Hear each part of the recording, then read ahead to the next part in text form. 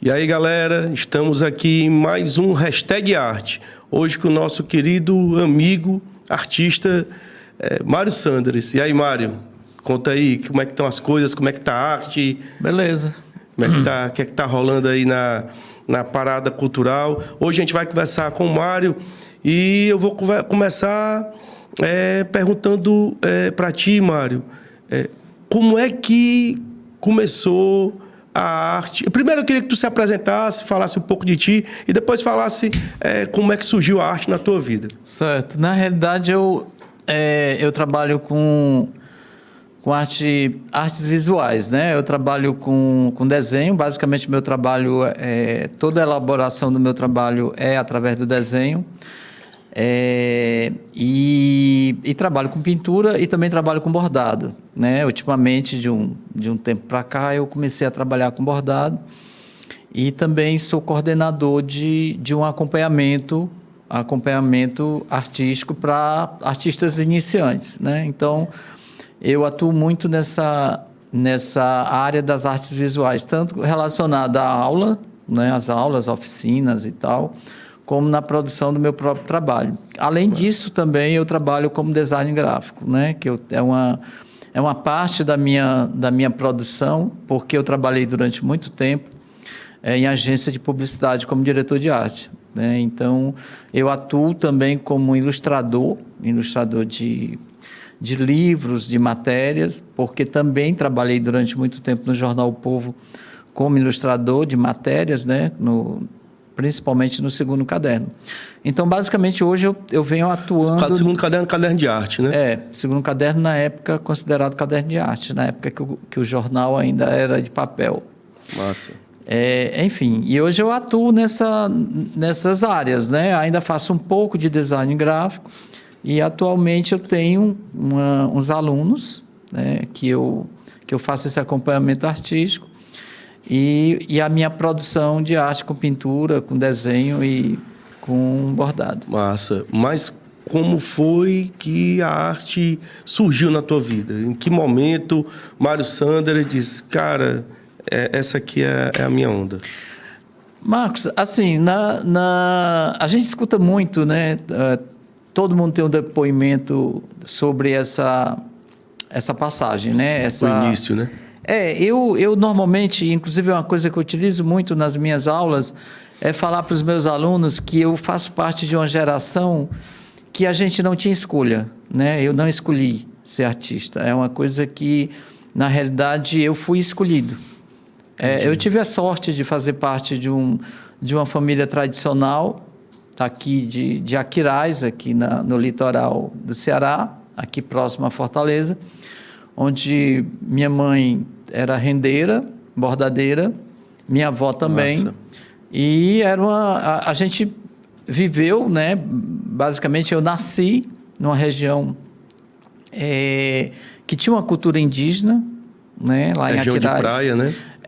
E não era bem na praia, né? Onde a gente morava lá era num lugarejo que era um pouco distante do centro da cidade, era como se fosse meio do caminho para a praia. Entendi. Mas aí a gente tinha a questão do rio, né? E tinha a cultura da plantação, da mandioca, tinha a questão da pesca, que meu avô pescava, e ele mesmo confeccionava as tarrafas, né? As redes de pescar. Meu bisavô trabalhava com madeira, os santos da igreja matriz lá de Aquiraz, quando quebrava ou estava com algum defeito, quem consertava era meu bisavô. Teu bisavô? Meu bisavô, que era o Dindim, era o anterino, mestre anterino. Ou seja, uma família de artesãos, de trabalhos que mexia com trabalho manual. E a minha avó, além de fazer renda, a minha avó atuava mais em casa de farinha, raspando mandioca. Poxa, que massa. Fazendo tapioca, fazendo beiju, essa coisa toda. Era uma cultura... Se a gente não era índio, mas o comportamento todo era bem de índio. Tinha uma pegada... Né? E o meu avô era agricultor e pescador. Então, assim, eu, na realidade, eu cresci nesse universo. Eu costumo dizer que eu cresci entre linhas, porque era a linha da tarrafa, era a linha do bordado da minha mãe, era a linha da renda na almofada, né? E tudo isso foi uma coisa que me chamava muita atenção. Então, eu ficava horas e horas observando. Na época, como toda criança, eu desenhava, mas não era uma coisa que se pudesse dizer que ali estava nascendo um artista, né? Entendi. Então, tu acha que esse contexto familiar colaborou mais do que o próprio desenho de criança, o desenho infantil? Esse contexto que era arte, né? O avô, o bisavô, mexendo com trabalhos manuais. Na realidade, naquele momento ali, não tinha uma diferença como hoje existe. Eu acho que a questão do mundo moderno tecnológico que a gente vive, quando a gente vê alguma manifestação manual, é uma coisa de outro mundo. Na época não era. Na época era uma coisa muito natural. Hoje o manual é teclado de computador, né? No computador do celular. Na época, por exemplo, a gente tinha a festa de final de ano, ou festa do padroeiro. As quermesses. Essas festas eram... O Aquiraz era o centro de toda aquela região ali, por perto, que as pessoas levavam seus artesanatos, né? Inclusive, tipo... Era um polo, né? Era um polo. Na festa, as pessoas levavam material. Entendi. Tipo cascavel, levava muita coisa de barro. Entendi. Para vender lá, né? Para vender lá. Então, era uma coisa muito natural, como as bolsas de palha, que eram feitas lá também. Tudo muito lindo ali. Os urus, né? Que eram bolsas que eram levados para a pesca, enfim. Então, eu acho que tudo isso, de uma certa forma... me fez, né, ficou essa imagem dessa questão da manualidade dentro da minha produção, né, mais na frente.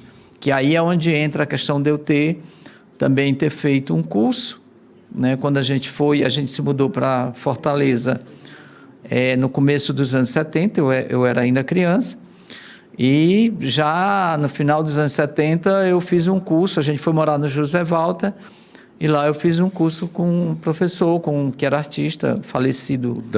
Dante Diniz. Né? E foi assim o meu primeiro contato, porque até então eu desenhava na escola, mas eu desenhava de forma independente. Então, trabalhos de equipe do colégio, todo mundo queria que eu fizesse parte por conta da minha relação. Da habilidade, né? Da habilidade com o desenho. Habilidade, né? Mas não era assim a questão de arte ainda, né? Era simplesmente a habilidade do desenho.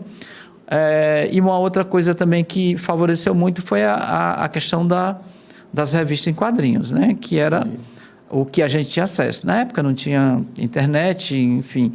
E eu tinha um tio que tinha uma banca de revista, e quando eu saía do colégio, eu passava nessa banca, na parada do ônibus, pegava a revista, revista emprestada.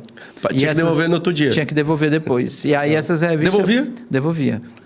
Eu lia e eu desenhava tudo, né? Então, copiava do que estava lá, desenhava os personagens, e comecei a criar os meus próprios personagens. O estímulo, né? Muito massa. E daí comecei já com 14 anos, eu já tinha um desenho perfeito já, né? Eu acho que muito por conta disso. Quando eu entrei para o curso, eu já tinha uns 16, 17 anos, que aí deu uma aprimorada, foi onde eu tive realmente uma noção do que seria arte, né? Porque até então eu tinha essa coisa de fazer um trabalho de arte, de desenho, mas sem essa consciência, sem essa conscientização. E como copiava do quadrinho, adquiriu muita técnica, né? Mas sem ainda a questão da criação. Não. Né? Sem ainda a questão da criação. Não, mas né? mesmo nessa época, entre os meus 14 e 16 anos, eu passei a criar as minhas próprias histórias. Entendi. Aí eu passei a escrever algumas histórias. Escrevia e fazia os gibis. Escrevia e tinha os personagens. Que né? massa. Infelizmente, na época, a gente teve muitas mudanças de interesse e tal. Eu não tenho nada guardado, mas tinha muitos personagens. Tinha um personagem, eu lembro que eu tinha uma personagem feminina que tinha a ver com a Amazônia, como se fosse uma personagem... Pô, isso que ano? Uma heroína, década de 70, né? Poxa, massa, cara. 75, Você antecipou 76. Essa parada então da ela era tipo uma guardiã, né, da floresta e tal. É uma personagem que eu lembro, né? Mas tinha outros personagens também. Então era por um lado que era positivo, que eu ficava muito atento a isso.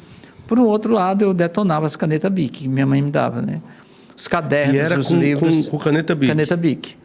Pegava preta, vermelha... Eu acabava uma caneta Bic numa semana, Cara, que massa, né? Era. Isso aperfeiçoou o traço, né? Com certeza. Aperfeiçoou o traço. E os livros também eram todos riscados, né? Desenhados e tal, enfim. Muito bom. Ou seja, um desejo já, uma vontade de desenhar, né? Porque essa questão nem todo mundo tem, aliás, pouca gente tem, né? A criança desenha, mas tem aquela galera que não consegue parar de desenhar, né? Que está sempre desenhando. Porque assim, às vezes o artista, ele fala assim, alguém chega e pergunta, você trabalha com arte há muito tempo? Não, eu desenho desde criança. Na realidade, a gente tem que entender que toda criança desenha. Toda criança já desenhou. Então, assim, nem todas as crianças... vão continuar desenhando, vão né? continuar desenhando porque apareceu uma outra coisa ou não tiveram realmente uma relação de apego, de prazer, de estímulo também. O estímulo também é muito importante. Eu, na realidade, eu não tive muito estímulo. Minha mãe tinha que trabalhar, eu vivi muito tempo só, né? Meu pai foi separado da minha mãe muito cedo. Então, assim, eu tinha muita vontade de desenhar.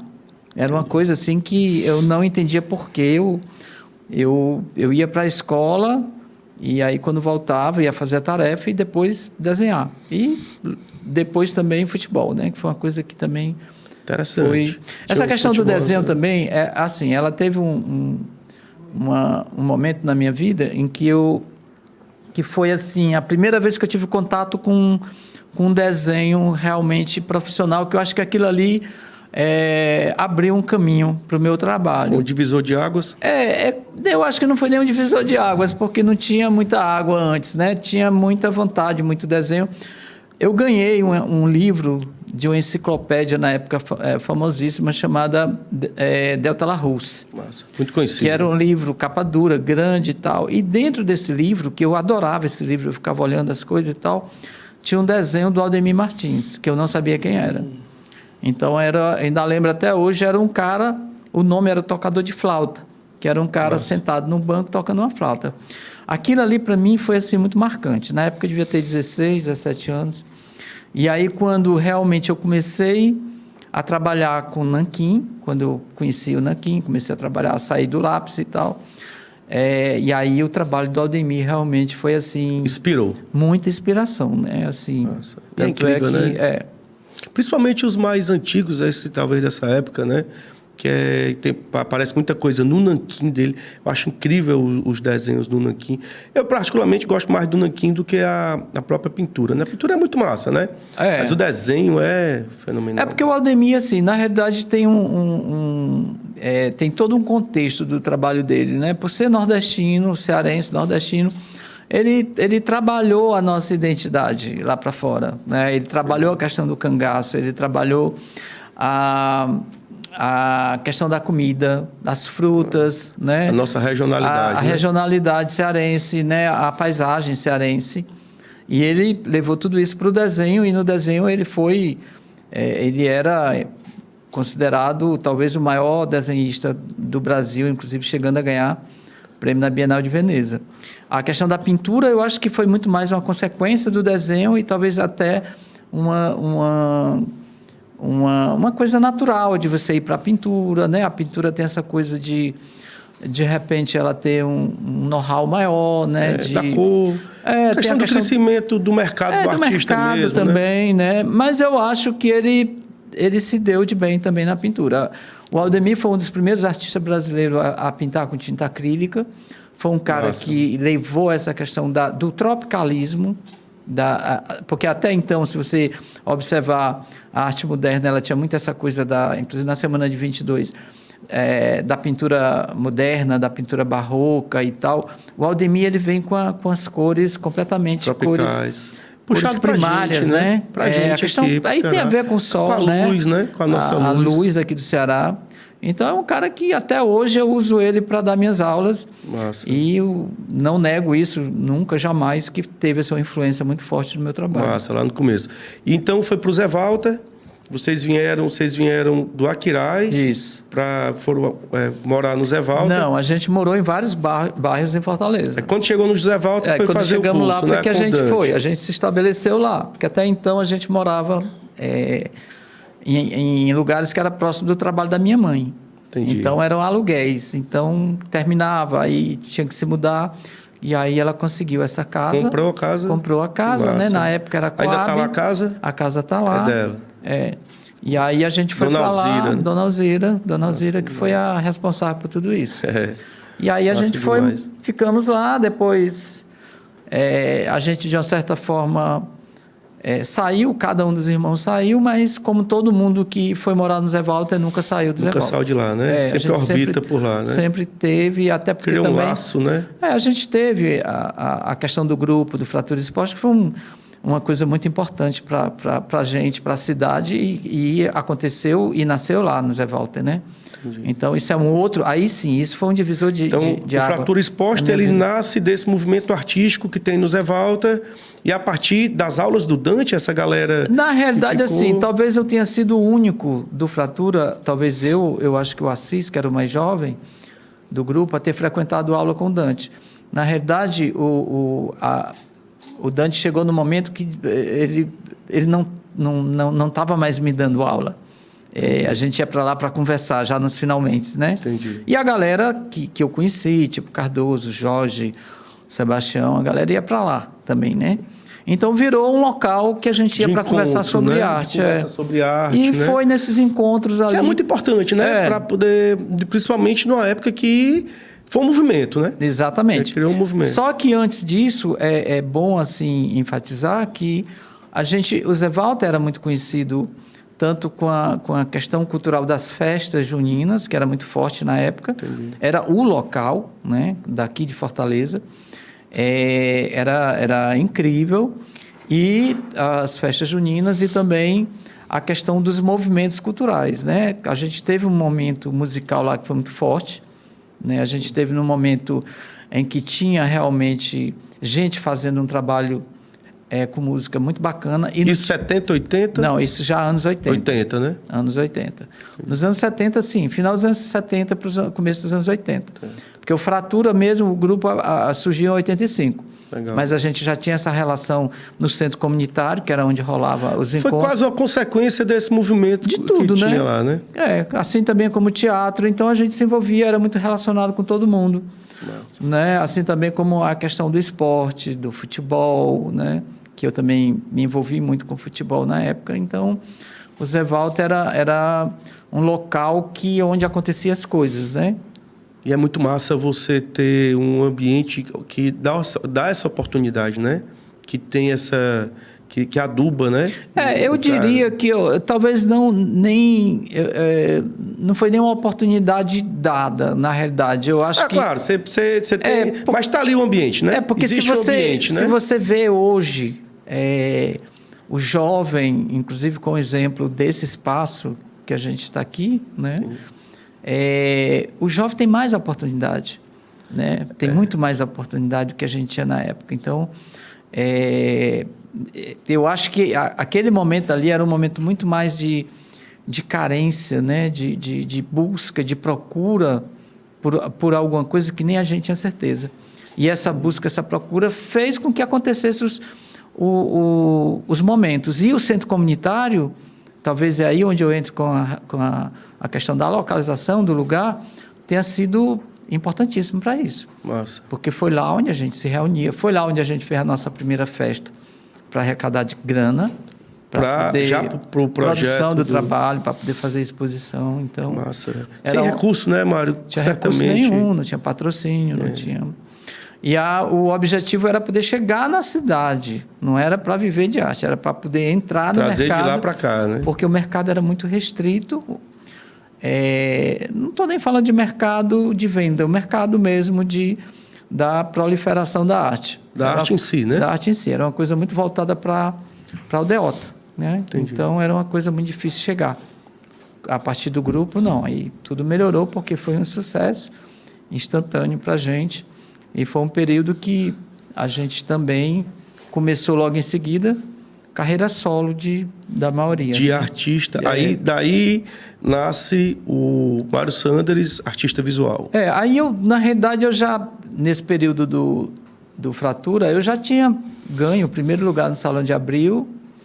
E aí, durante o Fratura, logo que entrou? Logo no mesmo ano, em 85. Que ano foi esse prêmio? 1985. Massa. O Cardoso também foi premiado, o Jorge também foi premiado. E foi nessa... Sendo que a exposição do Fratura aconteceu, se não me engano, no final...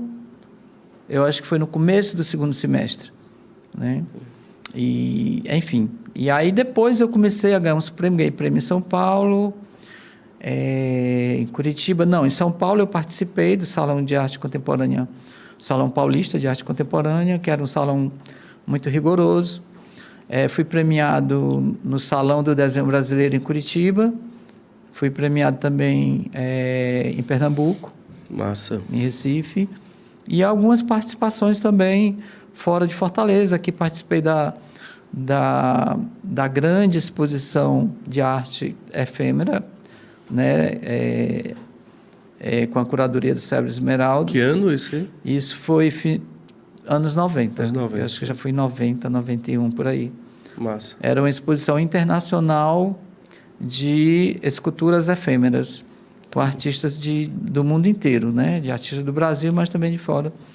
E eu também participei. Enfim, aí de lá para cá, fazendo algumas individuais. A minha primeira individual foi em 88. Aonde foi? Foi numa galeria chamada Tucano, que era galeria e livraria. Foi a primeira livraria... Aqui em Fortaleza? Aqui em Fortaleza, a trabalhar com locação de livro. Massa. Eles alugavam livro? Que massa, cara. Muito assim bom. Como tinha fita Muito cassete, bom, né? Cara. E aí foi uma exposição muito bacana, me deu um retorno muito legal, foi um trabalho muito bom de fazer. E aí depois, logo em seguida, nesse período eu estava no Jornal O Povo, trabalhando como ilustrador, né? No final dos anos 90 eu saí do jornal, lá para 92, 93 eu comecei a trabalhar com publicidade, e aí eu fui migrando um pouco da arte, levando um pouco do meu trabalho de arte, assim como eu levei para o jornal, levei para a publicidade. Aí foi para a agência. Aí esse ingresso, quando foi que tu entrou no Jornal O Povo? Jornal O Povo eu entrei em 86. 86. Fiquei até o final da década de 80. Entendi. Ou seja, foi uma cadência, né? Acabou que... E eram coisas que tinham muito a ver comigo, né? No jornal foi uma coisa que eu tive que conquistar o meu espaço, porque o espaço para ilustrador, na época, era um espaço muito voltado para charge, para caricatura, e eu não fazia. E aí eu tive que conquistar um espaço lá dentro, que era uma coisa nova, que depois a gente começou a caracterizar como ilustração de matéria, que é aquela ilustração artística que o ilustrador dá a visão dele, a versão dele do texto escrito. Entendi. Trabalha com o editor ele tem o texto e a imagem, na verdade, né? ele passava o texto, o conteúdo da matéria, eu fazia a minha interpretação sobre a matéria, e aí depois isso ia para a diagramação, né, para o jornal e tal, enfim. Que na realidade não foi uma novidade, foi uma novidade aqui, mas no Brasil já era feita. A Folha de São Paulo já tinha ilustradores que faziam isso, inclusive eu me inspirei também em muitos ilustradores que me ajudaram a conquistar esse espaço aqui, né? Massa. E depois disso... Ou seja, foi praticamente pioneiro, né? Aqui sim, aqui não... não sei, talvez o Mino tenha feito algum trabalho, mas o Mino também fazia cartoon, né? Enfim, eu sei que foi um trabalho que até hoje eu tenho esse trabalho, por exemplo, no meu livro, que é o livro Correndo Risco, que é um livro que eu... Correndo Risco tá lindo. Alguém podia pegar para mim esse livro aqui, esse exemplar do Correndo Risco, que a gente estava conversando ali, acabou ficando. Essa questão do correr risco, vem o risco... Obrigado. O livro do Mário, Correndo Riscos, né? O risco é o traço que vem desde... Correndo risco porque realmente não é fácil essa vida de trabalhar só com arte, né? E aí o livro ele é um apanhado desse meu período trajetória? Da trajetória de desenho. Desde Fratura? Tem Fratura também. E tem a parte do Jornal O Povo, tem alguma parte de livros que eu ilustrei, tem parte da própria produção de arte, né? Do meu trabalho de arte. Cara. E aí é o resultado da minha produção desde 1981 até 2018. Correndo risco. O livro tem essa pegada. Belíssimo, olha. coisa linda. Por exemplo, tudo isso é ilustração para o jornal. Quando que você imaginava que antes você poderia fazer isso? E numa pegada Não, assim... solta, artística total, né? total. Artística total. É. Olha que coisa linda, cara. Olha que coisa belíssimo, belíssimo mesmo. Lindo, lindo, lindo, lindo. Uma maravilha. E o livro traz esse resgate, né? É uma compilação, na realidade, do meu trabalho como ilustrador, né? Como desenhista, na realidade, né? Porque hoje a gente não se auto-intitula mais. Eu acho que essa coisa de ser pintor, de ser desenhista, eu acho que hoje não rola mais isso. Eu acho que essa questão de ser artista visual engloba um pouco tudo. Entendi. E eu não sou só desenhista, né? Assim como também não... Acho que é difícil você separar as atividades, né, Mário? Porque o desenho, no meu caso, ele tem duas funções. O desenho ele pode servir como um protótipo, para um trabalho. Ele pode servir como um meio para você chegar a transportar para uma pintura, ou você pode finalizar o trabalho no próprio desenho. Você pode ter um desenho, como eu fiz, da minha exposição em 2017, 2016, chamada Híbrido, né? Que aí eu tinha desenhos com nanquim, né? Não tinha pintura, era basicamente de desenho e objetos. Massa. Então, entra no Jornal O Povo... E depois do Jornal Povo foi para a agência... Publicidade. Isso. Sempre com desenhos, eu acho que eu dei uma contribuição, levei um pouco do meu trabalho, porque também não é muito fácil. O jornal tinha uma linguagem já, né? Era aquilo, então não foi fácil ter levado essa questão nova de utilização de ilustração, da imagem, né? Tipo, a imagem, né? Da imagem não... simplesmente não dizer o que o texto está dizendo, né? Entendi. Mas ser uma interpretação criativa do ilustrador. E na publicidade também, só que na publicidade já se usava. A publicidade, na realidade, é um conjunto. Eu não considero publicidade de arte, mas eu acredito que seja um conjunto de atividades artísticas, né? Porque você trabalha com música... A ideia artística, né? Eu acho que assim, você trabalha com música, os jingle é através de música, né? Você você utiliza artes plásticas, porque você tem como referência artistas. A arte é ferramenta, ilustrador. Né? Então é como se você pegasse tudo isso e colocasse num liquidificador.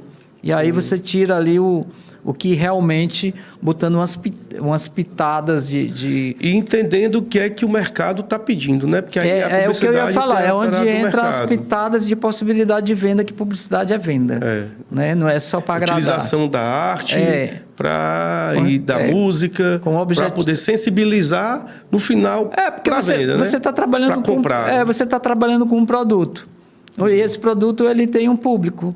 E esse público precisa comprar. E o teu trabalho só tem realmente funcionalidade a partir do momento que você vende e que ele é aceito. Então, e aí você vê como o desenho, a pintura, a música, ela é necessária para o ser humano conseguir captar uma parada, né? Exatamente. Que aí você usa nos rótulos, você usa na própria logomarca. E aí é onde entra a minha parte, porque assim, eu aprendi muito no jornal, porque como é um trabalho diário, eu aprendi muito essa questão do time, né?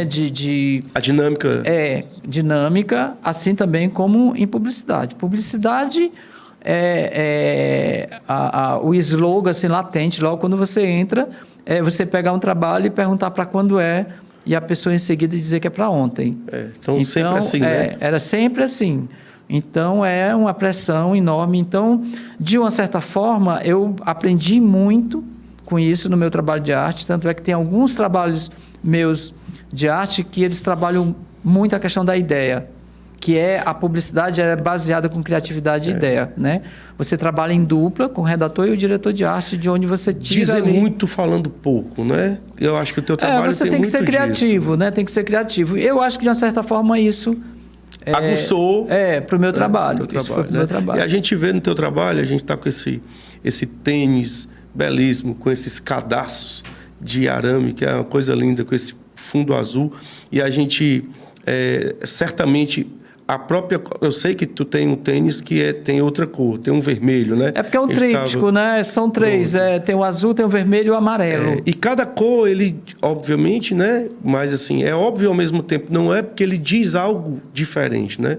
Esse azul é uma coisa bela, bela demais. E é de uma simplicidade profunda, né? Que você... E tem uma pegada publicitária, porque você está dando um recado. Aí, você está dando um recado, aí você está dizendo qual é a onda. Muito na realidade, bonito. esse trabalho, ele tem... O contexto dele, eu costumo dizer que eu sou um cronista, né? Apesar de não escrever mesmo como... não tenho a literatura como uma coisa forte, mas eu escrevo, né? Mas eu me considero também muito um cronista visual.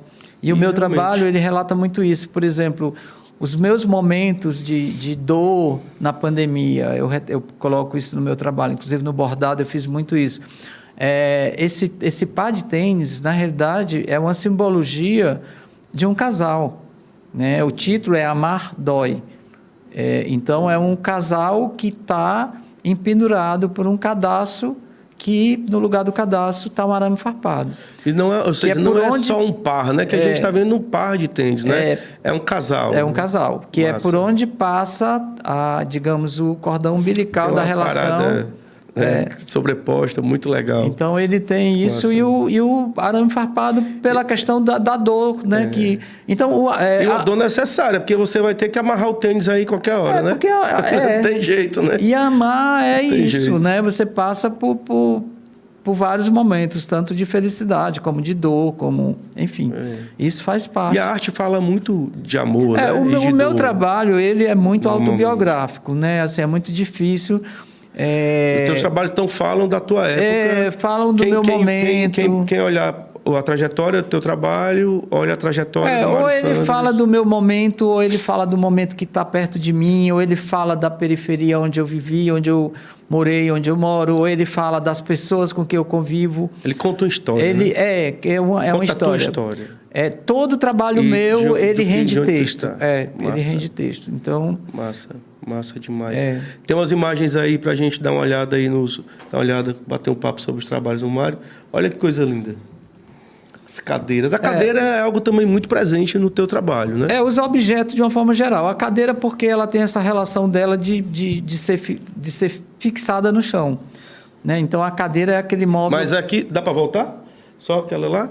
A cadeira é fixada no chão, mas aqui ela está voando. Pois porque aí tem uma questão da... Por exemplo, eu trato muito também no meu trabalho a questão da espiritualidade. Entendi. Não é a questão da morte, não é do espírito que morreu e foi para algum lugar. É do espírito em si. É do espírito em si. A própria... Dessa leveza do espírito, né? Então, isso eu utilizo os objetos. E a cadeira, por ser um objeto duro, que está sempre no chão, eu fiz essa passagem...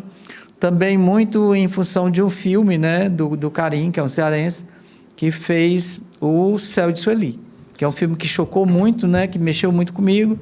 E eu fiquei com essa passagem das cores. Foi filmada aqui, eu acho que em Crateús. Massa. Então Ou seja, ainda tem uma pegada regional. Tem. Né? Tem sempre tem, né? O teu trabalho sempre fala da... Também. Por falar de ti, do teu entorno, ele fala...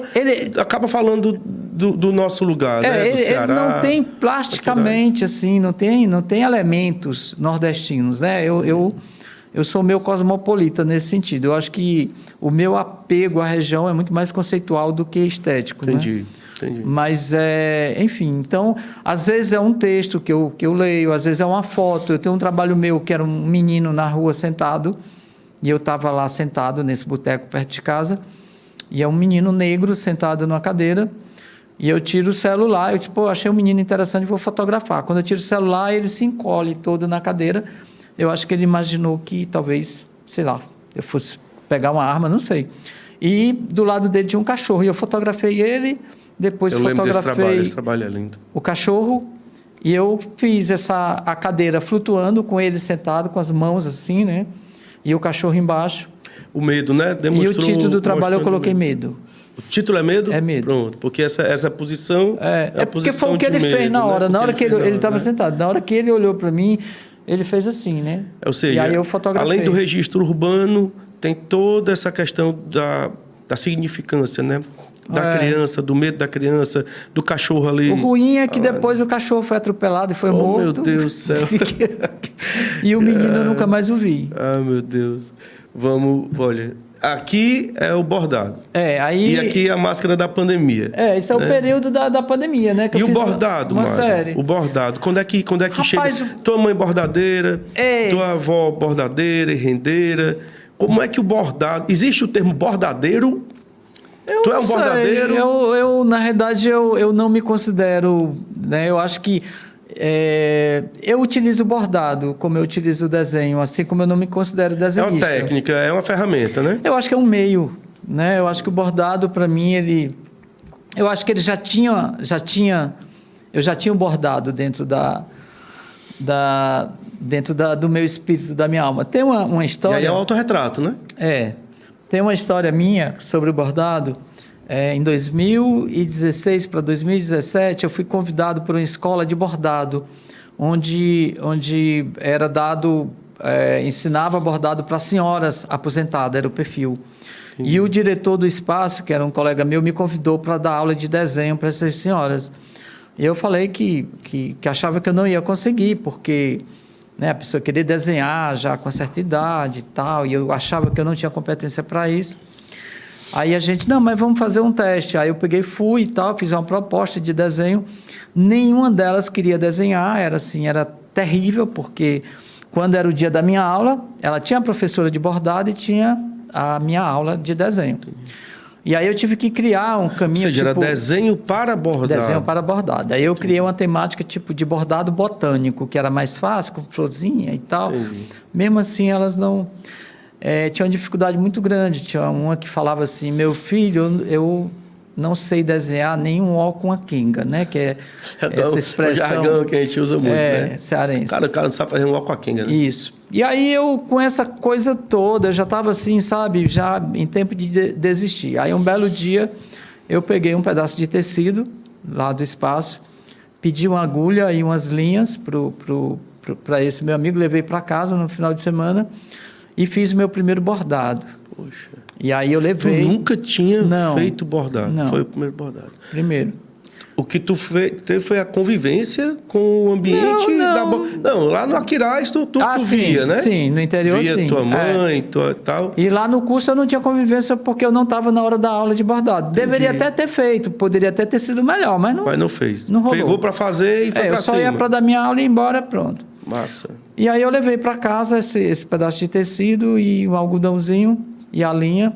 E aí eu fiz o desenho, passei o desenho pro tecido, bordei e levei.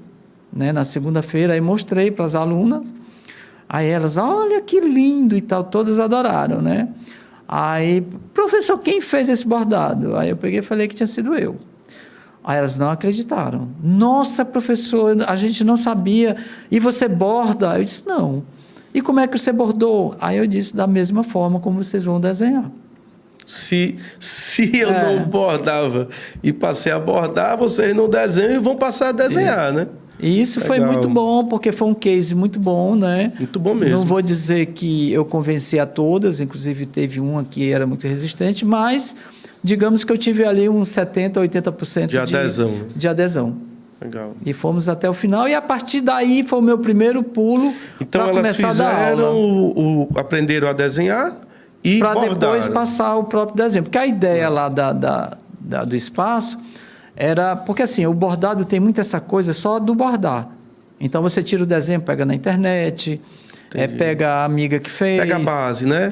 Aí você vai bordando. Às vezes vende umas almofadas e tal, já prontas, só para ficar... E tem até o tecido bordando, já arriscado, para você bordar em cima. Entendi. Né? Então, a ideia do espaço desse meu amigo era que elas pudessem produzir o próprio desenho, feito porque você sabe que a base de tudo é desenho. Né? O desenho, para mim, é como a palavra é na literatura. O desenho é a base para qualquer trabalho visual. Mesmo que desconstruindo. Mesmo que depois você desconstrua e chegue de repente numa abstração, mas você tem que ter a base do abstrato, desenho. Sabe? A base, o desenho é fundamental. O desenho nem que seja para... É a fundação. Eu acho que todo mundo que trabalha com arte tem que ter um caderno de rascunho para andar com ele. Nem que seja para escrever uma palavra, uma ideia. Né? Massa demais. E aí, disso aí começou... Isso foi em 2017? 2017. Ou seja, antes disso não tinha bordado na tua vida? Não, Poxa nunca. vida. E quando se vê um trabalho incrível... E aí, assim...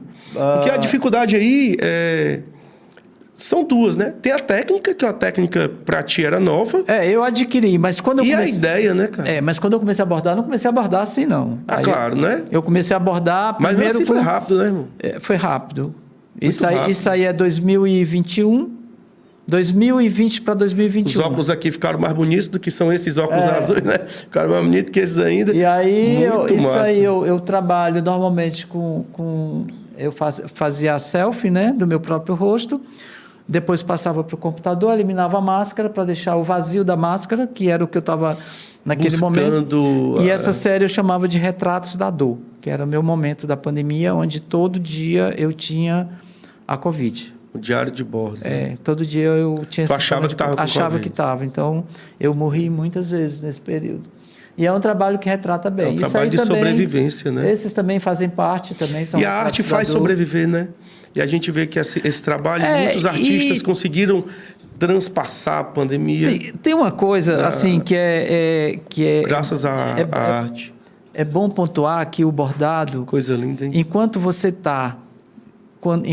está desenhando e está pintando, de uma certa forma você está acariciando a tela ou o papel. E a alma. Quando você está bordando, você está furando. E a alma. Você está furando, você está enfiando a agulha, você está costurando, é como se fosse cicatrizes que você está fechando. Então, tudo isso foi... Então, tu tá aí comparando com o ponto da cicatrização. Tudo. O meu trabalho, esses pés aí, ó, tudo o dedo lá saindo. Muito anatômico, né? É muito visceral, né? É visceral. É o pé como se tivesse cortado, mas são pessoas, né? E de dentro não aflora sangue, aflora tipo umas florzinhas bonitinhas e tal. Tem toda uma coisa poética, né? Esses pés são os pés da minha filha. Eu normalmente pego referências, né? Essa mão é minha e esses outros pés aí, eu acho que foi o primeiro trabalho de bordado dessa série. Foi o primeiro. E é um pé que ele calça, né? Que até ele tem um jeito de calçar, ele tem essa relação, né? Porque é a questão também da pele, né?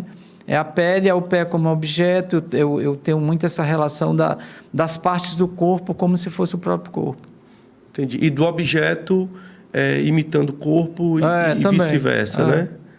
Uma maravilha, cara. Isso tudo foi pandemia? Foi durante a pandemia. Foi. Incrível o trabalho. Esse é a selfie de perfil. De perfil. E é interessante que essa questão eu não sei se eu vou usar o termo técnico, que é a Gestalt, né? Que você completa o rosto com o olho, que usa muito isso na publicidade, né? Essa questão de você olhar para a forma e a sua visão acaba completando a forma. O cheio e o vazio, né?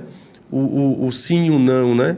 O yin e o... porque, na realidade, se eu fizesse com a máscara, seria muito óbvio. Não precisa. Comum, né? E a máscara, na realidade, ela é naquele momento, ela era o que tinha de mais presente, um objeto necessário, mas completamente desnecessário na alma da gente, no espírito da gente, né? Então, a representação pela falta já validava muito mais do que até porque ela representava a falta, né? Ela representava tanto a vida quanto a falta de saúde, a falta de liberdade, exatamente, né? Muito massa, cara, incrível. E aí são as cadeiras, volta só um pouquinho. Aí são outras cadeiras, né? Eu sempre gosto de fazer algumas variações. Esse outro agora que ele vai passar, que é do coração... Pode passar para o próximo. Esse trabalho é um trabalho muito... Talvez seja o trabalho principal dessa minha exposição na Unifor, no ano passado, né? Que foi... talvez tenha sido o trabalho... Como é que foi o nome da exposição? O Céu como Limite. Céu como Limite, né? E que me remete ao Céu de Sueli. né? mas Porque não foi você por conta do fala- filme, não. Certo, mas o céu é uma coisa presente. Mas o céu como limite daí é entender porque as cadeirinhas flutuando, a questão de ir para o céu, não de morte, mas de leveza e tal. Esse trabalho, ele é um trabalho... me deu muito trabalho, lógico, né? Porque você trabalhar com... É muita com transpiração, bordado, né? para você querer parecer realista é difícil, mas ele é composto na realidade é o meu corpo, né? O coração é o meu corpo. E assim, eu vejo, porque minha ATM revolucionária, meus olhos, a retina esfumaçada, minha boca Meus olhos, a e o retina gosto esfumaçada. amargo do café, né? Minha boca... São todos Então, os... isso vai pro corpo, né? Não, Você na realidade acaba- isso é o corpo, né? Tudo Cada- isso são informações, porque assim, o desenho... Quem faz isso geralmente é o cérebro. Então, teu coração é cerebral, né? Primeiro, O teu assim, cérebro é emocional. falando da questão estética, esse é um desenho científico, é um desenho Total. onde você pega, eu fui lá, né? Onde você puxa o médico, o desenho, esse tipo de Da desenho... anatomia mesmo. De anatomia. Ele puxa um fiozinho e coloca a aorta tal e tal, o nome da veia. Meu dedão e o não sei o cisto quê, não sei o sebáceo quê. companheiro. E aí o que é que eu fiz? Eu Incrível. puxei cada parte do coração, uma parte do meu corpo, né? Então, assim... E com poesia, né? Porque aí porque não é minha só a alma descrição. não tem, porque minha alma desalmada, meus pés sem chão, é uma coisa incrível, incrível mesmo. Mas tudo é de verdade, né? Meu dedão e o cisto sebáceo. Realmente eu tenho um cisto sebáceo embaixo do dedo. Ainda tem até hoje. Legal. É autobiográfico total, Pronto, né? É autobiográfico total. Massa, valeu. E aí são os personagens que eu gosto de vez em quando de fazer também. Que aí é a Érica, né? Que é uma criatura onde eu conto a história dela. Lá na exposição tinha, que ela era do interior. Na realidade era ele. E depois se transformou nela e saiu do interior, foi para a cidade grande. Mas existiu? Não, é Não, tudo né? fictício da minha cabeça. Ou não, Talvez né? exista, né? Talvez exista. Eu né? acho que essa coisa seja- da sexualidade, agora que talvez esteja um pouco mais tranquilo, mas antigamente rolava muito isso, da pessoa realmente sair da casa dos pais Com certeza. para ir para outra cidade, porque era difícil a aceitação. Para poder né? vivenciar o seu eu verdadeiro, né? E também a história também fala sempre da questão religiosa na cidade, de você querer ser aquilo, porque se você não for, todo mundo vai saber, né? Porque a cidade é pequena, então todo mundo vai falar, e a família não quer ser mal falada. Entendi. E aí a pessoa coagida sai. Foi o caso da Érica, que na realidade era ele, e aí ele saiu, foi para outra cidade e lá se transformou na Érica. Entendi. E conseguiu ser uma pessoa bem-sucedida Massa. naquilo que ela queria fazer. E essa língua... Porque ela falava bipartida. muito, ela pensava muito, ela ficava sempre deitada, olhando para as estrelas, pensando em muitas coisas que ela tinha vontade de falar e ela não conseguia, porque ela tinha certeza que ela ia ser discriminada ou recriminada.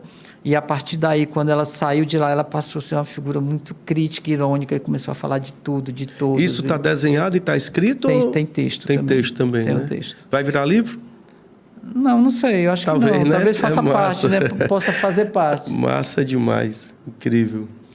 Outro coração? Esse coração, na realidade, ele é mais uma E ironia. o coração tem preço? Pois é, ele é irônico porque é uma coisa também que força ele, acompanha muito o meu trabalho, essa questão Da ironia, né? do humor, da acidez, né? Acidez, sarcasmo. Porque a questão do amor... A língua da Érica, né?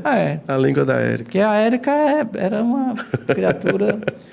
Da e língua aí a ferina. mão Só voltando um pouco lá para o outro coração, a questão Volta só do um pouquinho, preço é exatamente para questionar essa coisa da valorização do amor. Se o amor se compra, o que você paga pelo amor? Quanto custa estar bem relacionado, né? Ou se interessante. qual o valor disso? Então eu trabalhei, como eu gosto muito de números ímpares, O amor financeiro. eu Poxa. trabalhei sempre com esses dois números que eu gosto muito, né? Que é o 1 e o 3. E eu coloquei eles em dólar porque é uma moeda universal. Universal, né? E todo canto tem essa questão Isso. do coração. E aí- Coração à venda, coração à venda. E né? aí eu deixei a parte de cima, a parte das aortas, das veias lá, colorida, e a parte da carne eu deixei em preto e branco, para ter esse contraste, né? Massa. da ausência de cor, né? É. Preto e o branco. Aí é uma relação afetuosa, na verdade, a minha mão com a mão da minha namorada. E aí eu fiz essa leitura, né? E Massa demais. fiz o bordado. A pele que veste, né? Muito lindo. Eu mudo né? muitos títulos. Esse trabalho é incrível, cara. Esse é um bordado que eu fiz também, né? Eu fiz esse bordado, ele tem muito a ver com a religiosidade e a sexualidade sempre presente, né? E aí tu mistura as duas coisas, né? Isso. E aí tu mistura as duas coisas, né? A questão Aí também é uma releitura lá dos pais também, né? Que já tinha passado. O bordado o bordado, ultimamente... O bordado passou de 2017, passou a ficar presente e chegou para ficar, né, Mário? Eu estou até preocupado. Não é preocupado, eu estou até revendo, porque assim, o bordado se demora muito para fazer. Entendi. Né? Demora demais. E aí, com isso, acabou que a minha produção ficou menor por conta do bordado. Mais lenta, né? Porque mais trabalhoso, né? E aí eu parei de pintar. E agora eu estou retomando a pintar. Tá misturando? Aí agora eu estou tentando juntar, em alguns momentos juntar as duas coisas, Entendi. Né? Que eu já tinha feito antes, mas agora eu estou querendo fazer com mais força. Certo. Tem mais? Olha, essa aqui faz parte daquela coisa lá. Autorretrato também? Autorretrato, né? Um lance de dor também, de grito. Esse é outro personagem, massa. Né? É outro personagem também, assim como a Érica. Ele estava junto com a Érica na exposição, que é o Tony Rústico. Tony Rústico, é Tony Rústico. É um personagem que tem numa letra da Blitz, da banda. E eu coloquei porque ele era um menino no interior também, sempre do interior, né? Que ele era coroinha na igreja e ele... A memória de Aquiraz. Deve ser. E ele só que ele roubava as hostas do padre para comer na hora do lanche. Roubava as hostas do padre? E bebia o vinho, porque a família queria que ele fosse a figura, né? Entendi. E aí ele não queria, ele queria ser atleta, ele queria ser jogador de futebol. E ele não conseguiu ser. Entendi. E aí ele... Então ele é um tanto esfacelado, ele é recortado. E ele né? saiu e entrou para uma academia, e na academia ele começou a pensar menos, começou a falar menos que a Érica e começou a criar músculo que para ele era tudo que ele queria. E aí tem uma relação de Deus também. Parece que Deus deu os músculos que ele queria. E ele está assim, né? Ele está numa parada como se na tivesse realidade, aí é o que sobrou, digamos. Como ficou, né? Massa. Mas é mais um personagem. Demais. Esse trabalho é incrível, cara. Esse muito trabalho, bom. Ele já foi muito discutido, porque muita gente relacionou a suicídio. E ele tem um aspecto, realmente, né? Mas, assim, a ideia inicial não era... Até pela cadeira, os pés... Na realidade, assim, a explicação... Eu acho que todo mundo... o artista não é dono da interpretação do trabalho. Acho que cada pessoa pode fazer uma interpretação. E a gente também acaba não sendo dono do próprio trabalho, porque na hora do fazer... Mas eu acho que o artista, ele tem um porquê que ele fez. Tem um ponto de partida. Porque assim... Principalmente o teu trabalho, que é um trabalho que é pensado, né? E eu acredito que o trabalho do artista, pelo menos no meu caso, quando ele sai das minhas mãos, ele não é mais meu. Ele deixou de ser meu. Entendi. Então, assim, esse trabalho, quando ele foi feito pela questão da espiritualidade, da leveza. E por que a cadeira? Porque a cadeira significa o chão, significa a terra. É onde você está no lugar físico. Entendi. Né? E ele está flutuando. Então a cadeira seria a matéria aí. Seria a matéria e o espírito. Certo. Isso, exatamente. Por isso a interpretação também, né? Porque existe uma dubiedade aí. Mas a questão do suicídio, por exemplo, aí é que está. Para ser suicídio, essa cadeira, digamos, se não tiver ajuda de ninguém, ela deveria estar caída. Talvez. Né? Porque é um tema muito forte, né? Ter pulado. Eu digo assim, para deixar mais forte essa... Entendi. Mas de toda forma, é uma questão claramente espiritual, né? O trabalho é um trabalho claramente espiritual e os pés tem um jeans aí, assim, belíssimo, né? Que dá uma certa irreverência e dá uma certa juventude ao trabalho e a distância, né? E os pés em primeiro plano. É incrível, o trabalho realmente, além da técnica, né? Cara, incrível. Mário, e o que é que a gente tem aí de novo? Como é que estão os projetos? Olha, hoje eu trabalho dando aula, eu tenho uma turma que eu atendo na Galeria Mariana Furlani, e também dou aula a domicílio. Eu tenho 3 alunos que eu atendo em casa, e fora isso eu tenho os meus projetos, né? Eu tenho um projeto de arte que eu estou sempre constantemente pensando neles e anotando, e enfim. E estou produzindo também para uma exposição que eu vou fazer em Fortaleza no ano que vem. Individual? É individual. Massa. Tem lugar já?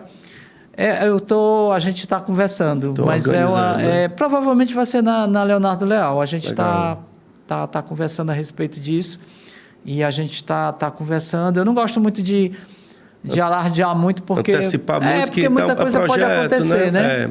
Mas a exposição vai acontecer no ano que vem. Se der tudo certo, se der, né, conforme eu estou pensando, que também vai ser uma leitura também minha, da minha cidade, voltada mais para a questão religiosa. Da tua cidade que tu fala? Aquiraz. De Aquiraz. Ou seja, vai ser uma exposição, de certa forma, de resgate. Ancestralidade. Massa demais, show de bola. E quem quiser ver teu trabalho, vai no Instagram. Eu tenho meu Instagram, que é Mário Sanders, né? A pessoa pode acompanhar por lá. Fala contigo se quiser ter um acompanhamento de desenho e tal, entrar numa turma dessa aí. Exatamente. Beleza pura. Show de bola. Mário, cara, assim, o teu trabalho eu conheço já de bastante tempo, né? E a admiração muito grande. É um trabalho incrível, é um trabalho forte, é um trabalho que a gente olha, já identifica, que é Sanders, né? Que é Mário Sanders, né? E esse papo foi incrível. Fantástico. Beleza. Eu agradeço demais o convite e sempre gosto de estar falando um pouco sobre o meu trabalho, porque tem muito a ver com a questão das minhas aulas também, que é o que eu faço, né? Essa coisa de conceituar a obra de arte, de falar sobre e de comentar, enfim. De ensinar arte é uma coisa linda. Não é fácil, mas é fantástico. A gente aprende muito. É fácil, né? Galera, nós estamos aqui terminando mais um Hashtag Arte com Mário Sanders, nos estúdios da TVDD, esse espaço maravilhoso. E curtam, vão lá curtir a página do Mário, da TVDD, e tamo junto. Mário Sanders. Viva a vida, viva a arte. Um abração para todos. Show de bola. Massa. Massa demais, cara.